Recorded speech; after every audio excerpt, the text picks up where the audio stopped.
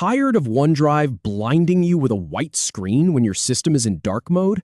Here is how to make it follow your theme automatically. This is one of those little annoyances that just builds up over time, right? You have your whole computer set to that nice dark theme, everything looks cohesive and easy on the eyes, and then you open OneDrive and bam! It is like staring into the sun. The good news is that you do not have to manually switch it back and forth every single time you change your system theme. In just 2 clicks, you can sync OneDrive's appearance with your system settings. Let me show you exactly where to find the option. First, go ahead and open up OneDrive. You probably already have it running in your system tray down by the clock, but if not, just launch it from your Start menu. Once it is open, look up to the top right corner of the window.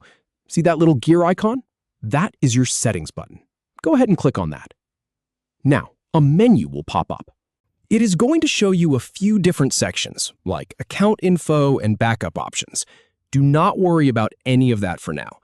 What we are looking for is a bit further down. Look for the section labeled Theme or Appearance. It might be under a General Settings tab, depending on your version. And here is the really important part. You will see a few different choices. There is probably a light option, a dark option, and then the one we actually want. So now that we have found the theme section, let us get to the good part. Go ahead and click on Follow System Theme. That is it. That is the magic toggle. The moment you select that, OneDrive is going to stop doing its own thing. It will now look at what your computer is set to. If your system is in dark mode, OneDrive will switch to dark mode automatically. If you flip over to light mode later, OneDrive will follow right along. And let me tell you from experience, this is one of those settings you set once and then completely forget about, in the best way possible. No more fumbling through menus when the sun goes down or when you switch between your laptop's battery saver mode and your normal desktop setup. It just works. One quick thing to keep in mind though, if you are on an older version of OneDrive, you might not see this option right away. Make sure your app is up to date.